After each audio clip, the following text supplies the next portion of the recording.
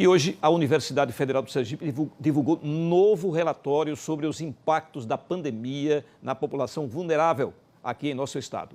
O levantamento traz informações sobre os efeitos do cenário epidêmico em idosos em asilo, pessoas em situação de rua, adolescentes que cumprem medidas socioeducativas e internos do sistema prisional. Sobre esse relatório, eu vou conversar agora com a coordenadora do projeto EPSergipe, da Universidade Federal do Sergipe, a professora Karina Batista.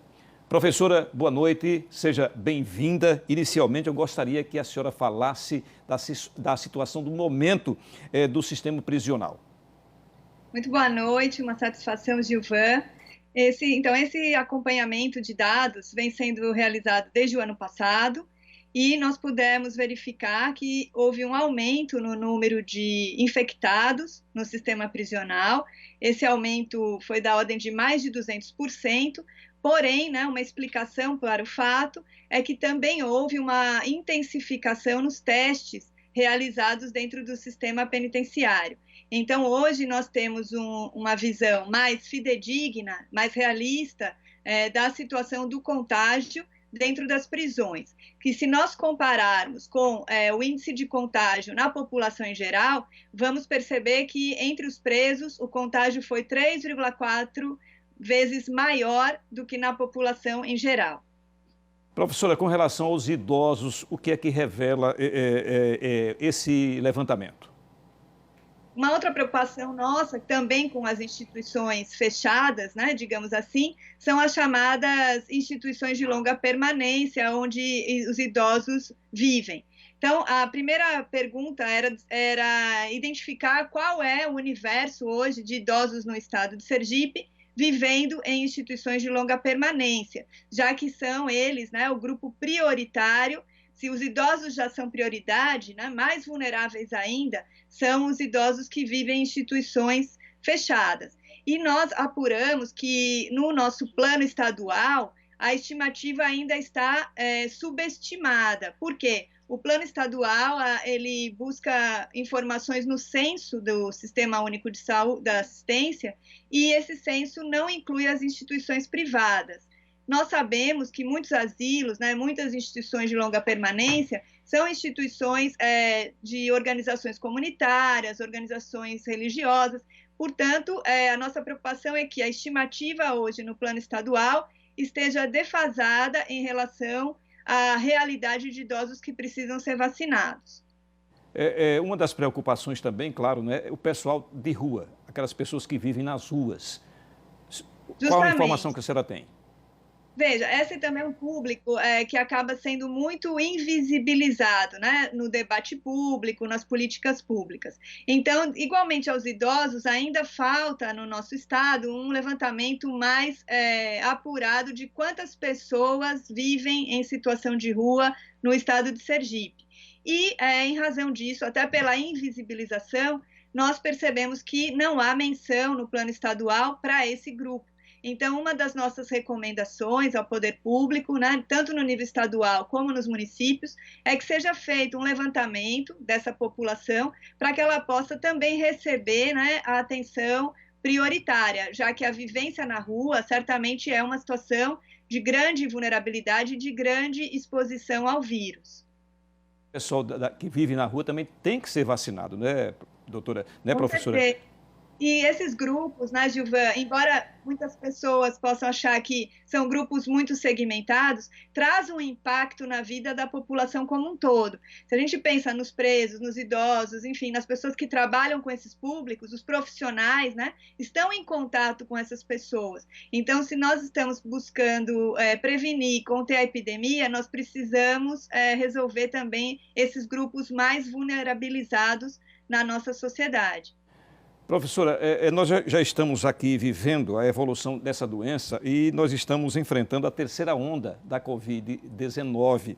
Eu gostaria que a senhora falasse um pouco do que a senhora sabe sobre esse tema agora. Sim, nós fizemos também, foi nossa preocupação estabelecer uma avaliação das medidas sanitárias, né, dos decretos, das medidas, inclusive, de flexibilização e a comparação desses momentos, né, com a evolução da doença, tanto do ponto de vista do contágio como dos óbitos. Fizemos essa apuração e pudemos verificar o seguinte: nos primeiros momentos de flexibilização, não há um aumento muito expressivo. No entanto, nós verificamos que, com a abertura paulatina, né, de serviços, de locais públicos para que as pessoas frequentem, a gente verifica na última etapa o que nós estamos vivendo agora, que é um descontrole em relação à epidemia, a pandemia, né, melhor dizendo, o que prova que o distanciamento ainda é uma medida importante, é uma medida necessária nesse momento que nós estamos vivendo de terceira onda, né, de agravamento da epidemia, da pandemia e de agravamento também da capacidade da nossa rede de atenção à saúde. Então, nós precisamos, né, entender que, nesse momento, é necessário restringir realmente as aglomerações, o convívio para as atividades realmente essenciais. Esses dados, professora, que a senhora divulgou agora aí, também serão levados para o governo do Estado, para justamente o grupo que trata desse assunto? Sim, inclusive, né, nosso objetivo é subsidiar, contribuir com a tomada de decisões, né, do poder público, seja no nível estadual, seja municipal. E esse projeto, né, o EPSergipe, é um projeto em parceria da universidade com a Secretaria de Estado da Saúde, e nós temos 4 grupos trabalhando. Então, dentro desse projeto, o nosso, que é o subprojeto Impacto da Doença nas Populações Vulneráveis, também está disponibilizando todos esses dados, essas sugestões, essas recomendações, para que as nossas autoridades possam tomar decisões amparadas pelos dados estatísticos. Professora, há poucos instantes nós mostramos aqui uma reportagem falando que o bairro Farolândia, aqui em Aracaju, é um dos mais que o pessoal não obedece às regras, por exemplo, o uso de máscaras. Como é que a senhora vê essa situação?